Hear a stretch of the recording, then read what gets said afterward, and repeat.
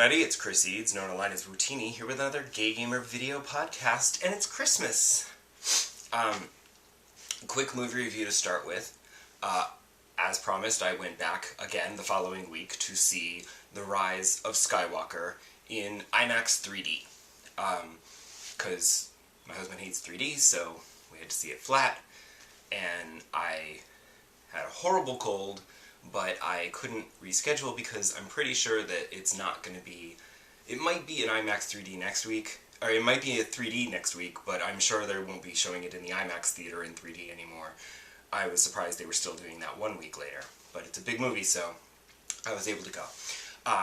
It reinforced my opinion that this is definitely the Return of the Jedi of this trilogy, in that it's fine, but you kind of wish that it had been a little bit better of an ending, but it's fine. Just like the 3D, it turned out to be fine.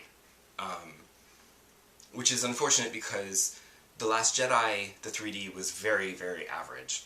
But in The Force Awakens, J.J. Abrams, really used it well, and, shot with things, coming into the camera, and lightsabers, and guns, and stuff, and there was a lot of that, and there's a great shot of a Star Destroyer that just comes right out into your living room. It's amazing. There was not a lot of that in The Rise of Skywalker. There were some shots where I felt like it could have been popping, and they just sort of didn't push the depth that much, so that was sort of disappointing as well. Oh, hell. But yeah, I was sick, but I didn't want to reschedule. I got sick on Christmas Eve, no less. Actually, the night before Christmas Eve it started, and then Christmas Eve I started feeling like crap. So, not a great Christmas for me, feeling garbagey, but I wanted to share some of my presents, one of which is this fantastic Minute Mart t-shirt, which is fabulous because it is an obscure reference to a television show, a British soap opera, that if you don't watch, you're not going to know what this is. You might think it's a Simpsons reference, but it's not the Quickie Mart, it's the Minute Mart. So I like it because it's obscure and people don't get it. And if you get it, then I want to be your friend.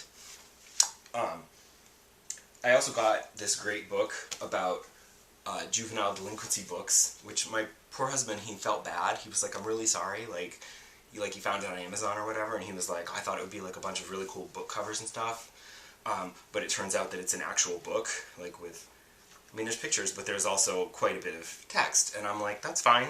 I like an art book as much as the next person, but I can read. I don't mind learning something, as well as looking at fun pictures of trashy book covers from the 50s, 60s, and 70s. I also got, he knows how much I love my 3D and my 3D movies, so I got a bunch of 3D movies. This one was by accident. He thought he was buying me Toy Story 4, and then it came and it was 3, and he went, oops. So I got both. Bonus! I did get some games.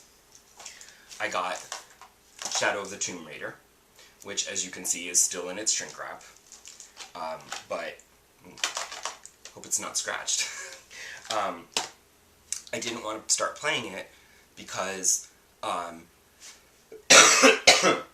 me, let's see, it's not quite gone yet.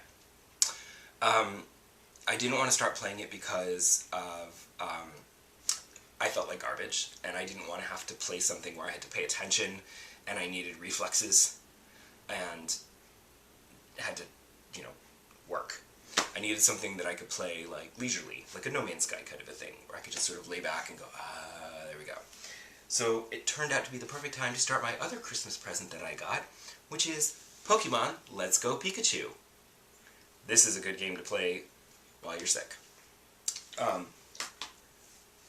Regular viewers might recall that I had that on my Amazon wish list for last Christmas, and then after I didn't get it, I was going to buy it for myself, and my husband said don't, because it's not on your wish list anymore, because I can't see that.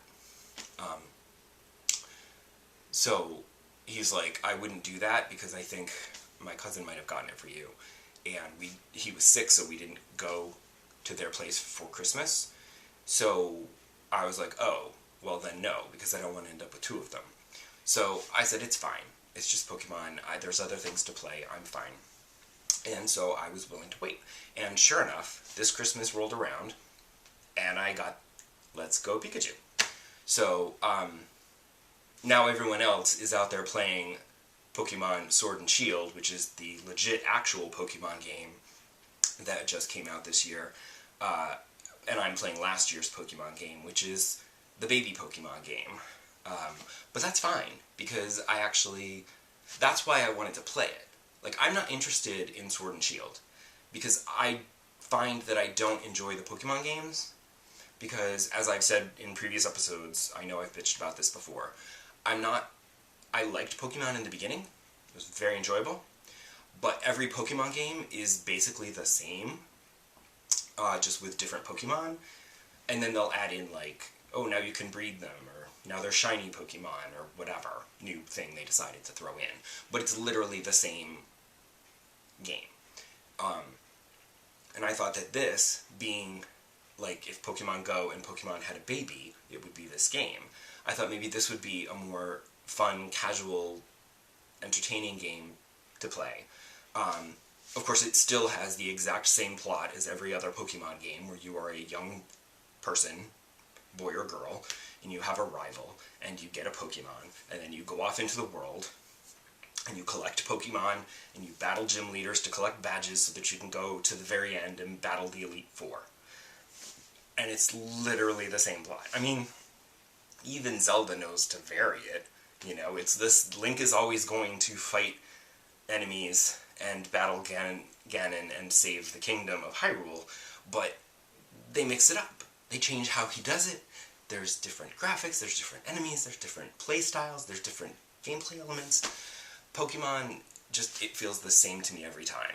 So, even though this one is slightly different, in that you don't battle the Pokemon to collect them, it's just like Pokemon Go, and you just collect them by throwing a Pokeball at them and trying to catch them, it's still the same plot. I'm still going from town to town battling gym leaders in the hopes of beating the Elite Four. So, I don't know if I'll finish it, because I feel like it's going to be like every other Pokemon game I've played, except for the first one, where I reach a saturation point where I'm just like, I'm bored now, you know? Because this isn't introducing anything too different. And in fact, what it has introduced, you don't battle the Pokemon, you just throw the Pokeball to catch them, is not always great. Like, I was super annoyed that when I turned on my Switch, it was like, oh, press a button on which controller you want to use, which is the left Joy-Con, the right Joy-Con, the Pokeball controller, which I don't have, or you're playing portably on the portable screen.